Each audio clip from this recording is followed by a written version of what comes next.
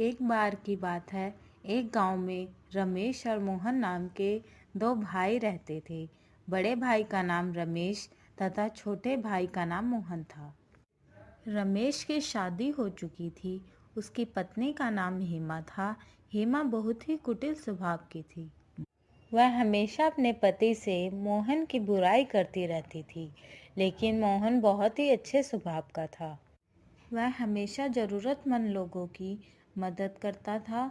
वह जंगल में रहने वाले एक साधु को रोज़ फल व सब्जियां देने जाता था।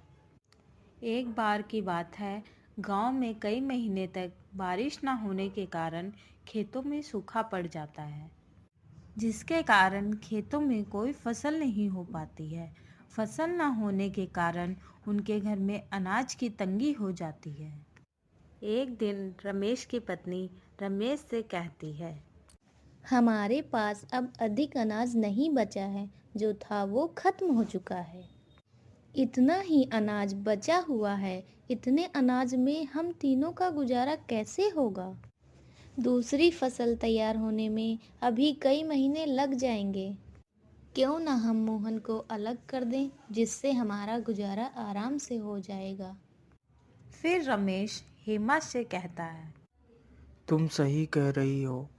हमें मोहन को अलग कर देना चाहिए ताकि हम अपना गुजारा कर सकें। फिर वह मोहन को आवाज़ देता है।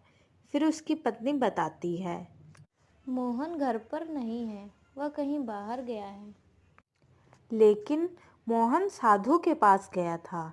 जब मोहन घर वापस लौटता है, तब घर पहुंचकर रमेश की पत्नी से कुछ खाने को मांगता है। तब उसकी पत्नी कहती है, आज कुछ खाने को नहीं है। जो अनाज था वो खत्म हो चुका है। अब मैं खाना कहाँ से लाऊं? तब तक वहां रमेश आ जाता है। फिर रमेश मोहन से कहता है, अब अनाज नहीं बचा है और ना ही इस बार फसल हुई है, इसलिए तुम्हें खुद अपने खाने का इंतजाम करना होगा। मैं तुम्हें पुराना वाला खेत देता हूँ, तुम उसमें अपना गुजारा करो। और ये घर भी मैंने बनवाया है, इसलिए तुम यहाँ नहीं रह सकते। रमेश की ये सारी बातें सुनकर मोहन बहुत दुखी हो जाता है और वहां से चला जाता है।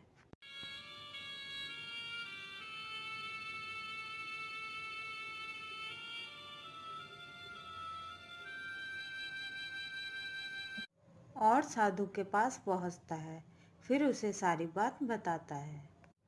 आज के बाद मैं आपके लिए कुछ नहीं ला पाऊँगा, क्योंकि मेरे पास खुद कुछ खाने को नहीं है और मुझे बहुत तेज़ भूख भी लगी है। मोहन की यह बात सुनकर साधु बोलता है, बेटा, तुम चिंता मत करो, मैं तुम्हारे लिए कुछ खाने को लाता हूँ।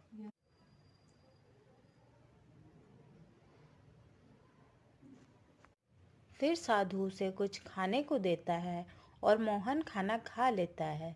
फिर साधु उसे एक जादुई घड़ा देता है और कहता है, बेटा, ये घड़ा लो। तुम इस घड़े के सामने अपनी जो भी इच्छा प्रकट करोगे वह पूरी हो जाएगी।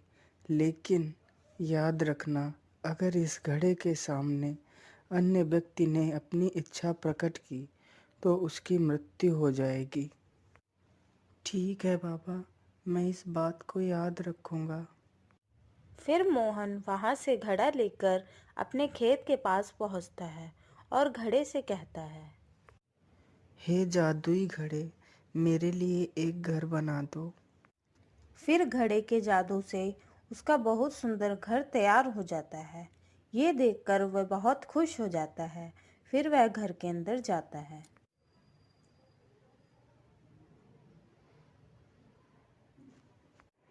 फिर रात को मोहन घड़े से कहता है, हे जादुई घड़े, मुझे बहुत तेज भूख लगी है, मुझे कुछ खाने को दे दो।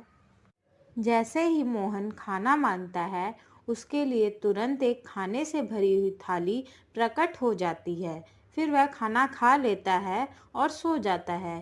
फिर एक दिन रमेश अपनी पत्नी से कहता है, पता नहीं मोहन इतने दिनों से कहाँ है, दिखाई ही नहीं देता। फिर उसकी पत्नी कहती है, हमें क्या मतलब है, कहीं भी रहे।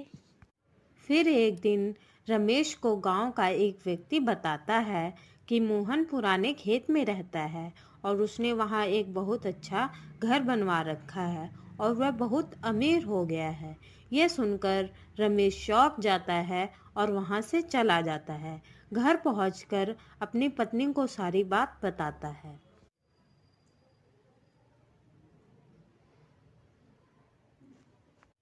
फिर रमेश की पत्नी उसे कहती है, ये कैसे हो सकता है, इतनी जल्दी वो अमीर कैसे हो सकता है। अभी कुछ दिन पहले हमने उसे अलग किया था। फिर रमेश कहता है, हमें जाकर पता लगाना होगा कि वह इतना अमीर कैसे हो गया। फिर वह दोनों रात को मोहन के घर में देखते हैं कि मोहन जादुई घड़े से खाने को मांगता है। फिर घड़े से खाने की थाली आ जाती है। यह देखकर रमेश सोचता है। अच्छा, तो ये इस घड़े से अमीर हुआ है। फिर मोहन खाना खाकर सो जाता है। फिर रमेश घड़े को चुरा कर ले जाता है और सुबह होते ही उस घड़े से कहता है, हे जादुई घड़े, मुझे बहुत सारा सोना दे दो। जैसे ही रमेश अपनी इच्छा घड़े के सामने प्रकट करता है, उसकी तुरंत मृत्यु हो जाती है। यह देखकर उसकी पत्नी जोर जोर से रोने लगती है और कहती है, हाय हाय, ये क्या हो गया आपको, हे भगवान, ये क्या कर दिया आपने। फिर वह दौड़कर मोहन के पास जाती है।